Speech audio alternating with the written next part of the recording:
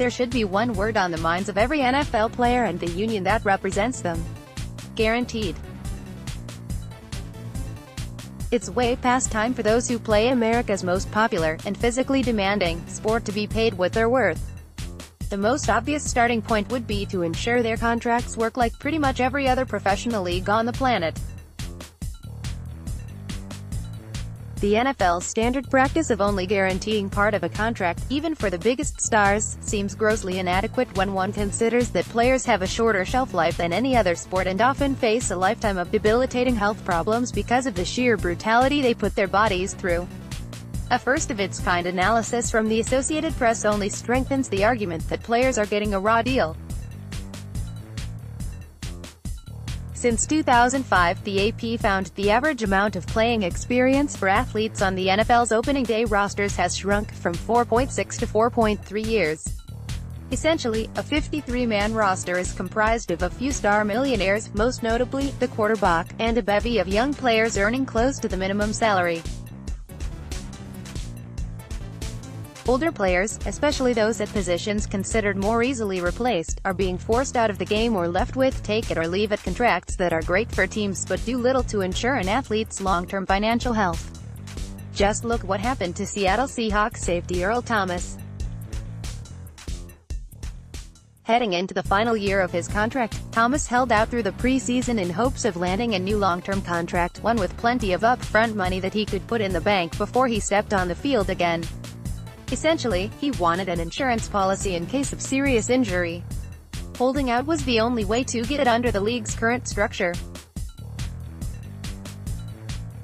The Seahawks refused to budge for the ninth-year player, insisting that Thomas, a six-time Pro Bowler, Super Bowl champion and last remaining member of the Legion of Boom, that will go down as one of the greatest defenses in NFL history, fulfill his expiring deal. And what happened? In the fourth game of the season, Thomas went down with a broken leg.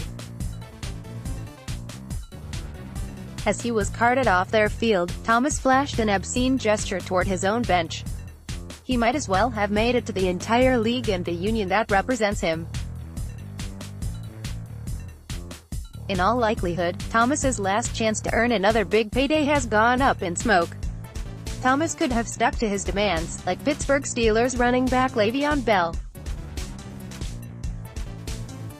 Problem is, that would have meant sitting out the entire season, a huge sacrifice in a sport that already is a short-term career for most.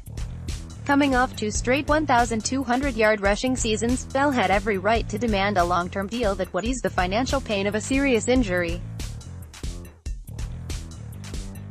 Considering what happened to Thomas, the sixth-year running back probably made the right move by sitting out when the Steelers wouldn't meet his demands. But he's now lost a year in the prime of his career, and it's likely that he'll have to take less money on the open market after a season on the sideline. Amazingly enough, NFL Players Association President Eric Winston says guaranteed contracts aren't a panacea when it comes to ensuring players getting a bigger piece of the league's windfall. "We can't forget the cause and effect to all this," he said.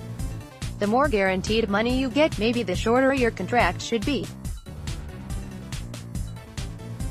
We live in this world where we think, if we had guaranteed contracts, I'd get 6 years and $120 million guaranteed. No. It would probably be 3 and 60. It's just one of those things where I think there's a give and a take. The problem is the NFL owners have been taking for far too long, and the players, through a union that is almost certainly the weakest of all the major sports, has been more than willing to give. The NFLPA has often appeared to be little more than a subsidiary of the league, repeating many of the league's talking points and not bothering to put up much of a fight whenever it was time to hammer out a new collective bargaining agreement. Over a 2-decade period beginning in 1968, there were 5 strikes or lockouts as the players tried to flex their collective muscle. But the last of those, in 1987, was a devastating defeat for the union. Some players refused to take part in the strike or quickly broke ranks. The owners assembled teams of replacement players to keep the games going for 3 weeks. The walkout lasted a mere 24 days. Since then, there's been only one NFL lockout, which occurred largely during the 2011 off-season. The dispute was settled without any regular season games being missed.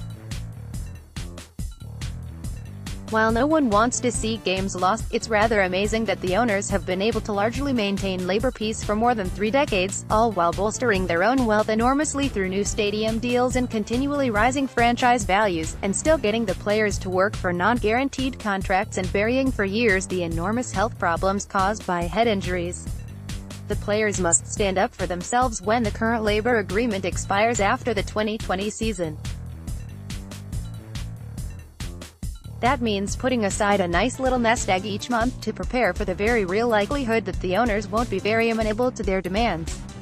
They'll likely have to go on strike, perhaps for a very long time, but they shouldn't budge on 2 key issues: guaranteed contracts and a bigger piece of the pie. There are other issues worth talking about, of course. Player safety, long-term health care, some additional tweaking to the contract structure, perhaps something more in line with the NBA, which puts restrictions on what the top players can make but creates more opportunities for players in the middle of the pack. Limits on Commissioner Roger Goodell's broad disciplinary powers, the right to peacefully protest, and some sort of settlement on compensation for the blatant blackballing of Colin Kaepernick. Winston said creating a quicker route to free agency is best way to improve the players' lot. What's the union's role in that, he asked. How do we help players overcome certain barriers to get to free agency as quickly as possible? We want it coming out of college. Owners want it never. Where does that bargain begin? Indeed, it's going to be a tough road. But the players need to make one thing clear: if the owners won't agree to some very reasonable demands, they won't have anyone to play the games. Guaranteed. ____ Paul Newberry is a sports columnist for the Associated Press. Write to him at pnewberry@app.org or at www.twitter.com/newberry1963. His work can be found at https://appnews.com/search/Paul Newberry____ AP national writer Eddie Pelson, AP dated journalist Larry Fenn contributed to this report.